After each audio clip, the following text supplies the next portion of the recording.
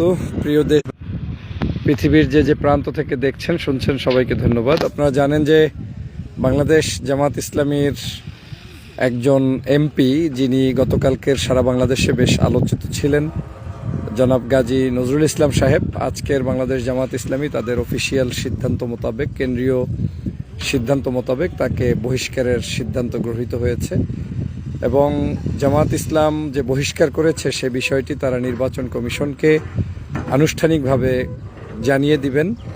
তার মানে দাঁড়াচ্ছে যে হয়তো এই গাজী নজরুল ইসলাম সাহেব জামাত ইসলামের প্রাথমিক সদস্য পদ থেকে শুরু করে সব কিছু থেকে বহিষ্কার হওয়া মানে তিনি সংসদ সদস্য পদ সেটাও আর হয়তো থাকবে না।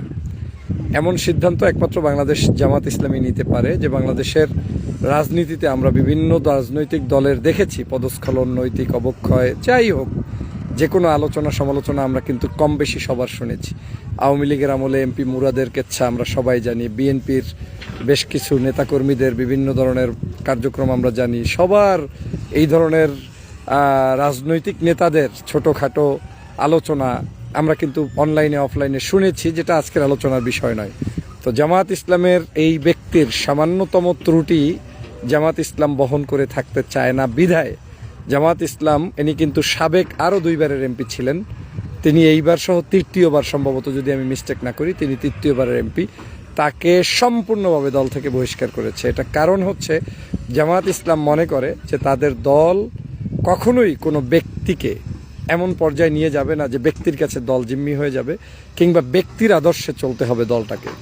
দল তাদের সাংগঠনিক নিয়মে, সঠিক শৃঙ্খলা এবং সুন্দর পদ্ধতিতে আদর্শিক জায়গা থেকে তারা যতটুকু সম্ভব সর্বোচ্চ মানবীয় গুণাবলী রক্ষা করে তারা এই দলটাকে চালানোর চেষ্টা করছেন। আমরা বাংলাদেশ জামাত ইসলামের এমন সিদ্ধান্ত নিশ্চয়ই অনেকের কাছে মনে হতে পারে যে কঠোর সিদ্ধান্ত কিনা, কিন্তু এর নামই জামাত ইসলাম।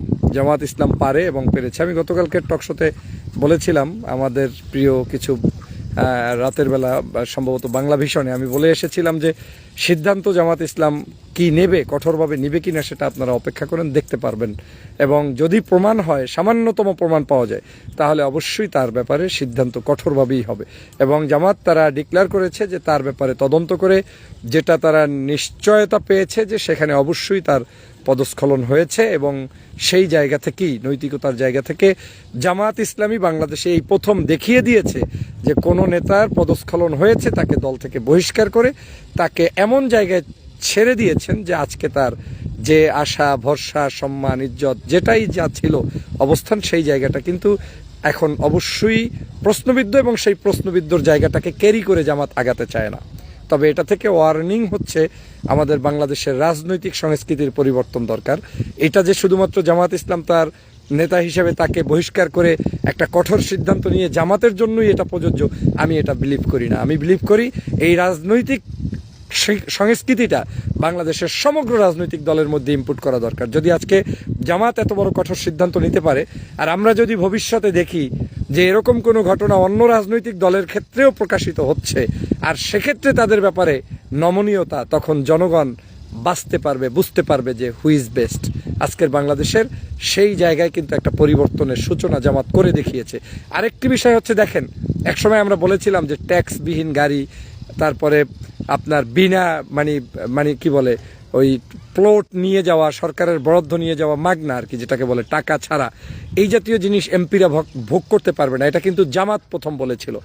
পরিবর্তনটা ঠিকই হয়েছে। জামাত বলার কারণে বিএনপিও বাধ্য হয়েছে। তারা বলেছে যে তাদের এমপিরাও কোনো, যদিও বিএনপির এমপিদের তো টাকা পয়সার অভাব নাই, যদিও তাদের জন্য এটা না হইলেও চলে, জামাত তো তাদের একেবারে চুলচেরা বিশ্লেষণ করে নেতাকর্মীদেরকে চালায়, তাদের জন্য প্রয়োজন ছিল, তারপরেও তারা কিন্তু সেটা নেয় নাই। তারা বলেছে সরকারের এই ট্যাক্সবিহীন গাড়ি নেব না, এবং ট্যাক্সবিহীন কোনো এই যে ফ্রি বাড়ি নেব না, এবং সেটা তারা নেয়নি। এর পরিবর্তনটা হয়েছে, বিএনপিও সেটা কিন্তু করতে বাধ্য হয়েছে। জামাত এমপিদের নিয়ে ট্রেনিং প্রোগ্রাম করেছে, বিএনপিও তাদেরকে নিয়ে ট্রেনিং প্রোগ্রাম করেছে। এই সংস্কৃতিটা আমি বিশ্বাস করি এটাকে শুধু জামাতের অর্জন বললে চলবে না, জামাতের পজিটিভ দিকটা বললেই আমি মনে করি সঠিক হবে না, বরং জামাতের এই উদ্যোগের কারণে আজকের বাংলাদেশের বাকি রাজনৈতিক দলসমূহ তারাও সঠিক সিদ্ধান্ত নিতে পারবে এবং সাবধানে তারা পথ চলতে পারবে। আমরা সবাই মিলে যাতে সুন্দর পথে পরিচালিত হতে পারি। মানুষ মাত্রই ভুল থাকতে পারে, একজন মানুষের ব্যক্তিগত ভুলের কারণে আমরা কখনোই তাকে ওই মাত্রায় ব্যক্তিগত বিচার করি না, কিন্তু একটা দল, একটা সংগঠন চলতে গেলে তার নিজস্ব কিছু ফর্মুলায় তাকে পথ চলতে হয়। আমরা জামাতের এই সিদ্ধান্তকে অবশ্যই স্যালুট করা উচিত এবং সাধুবাদ জানানো উচিত।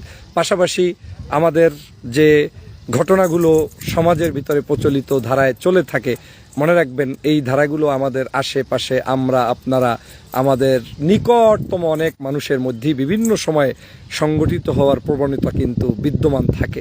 আল্লাহ পাক আমাদের সবাইকে সকল অবস্থা থেকে একটা রাষ্ট্রের সুন্দর পরিবেশ বিরাজমান রাখার জন্য, নীতি নৈতিকতা আদর্শ এবং সুন্দর জায়গায় নিজেকে এবং সমাজকে রক্ষার জন্য আমাদেরকে হেফাজত করুক, এর চেয়ে বিকল্প কোনো কথা নেই। আল্লাহ আমাদের সবাইকে রক্ষা করুক, ভালো রাখুক, বাংলাদেশটা সুন্দর পথে পরিচালিত হোক। বাংলাদেশ জামাত ইসলামী বাংলাদেশের মানুষের কাঙ্ক্ষিত ফলাফল নিশ্চিত করতে, জনগণের কাঙ্ক্ষিত যে অধিকার সেটা প্রতিষ্ঠার জন্য সর্ব অবস্থায় চেষ্টা অব্যাহত রাখুক, সেই প্রচেষ্টার শুভকামনা জানিয়ে বক্তব্য শেষ করছি। সবাইকে ধন্যবাদ। আসসালামু আলাইকুম।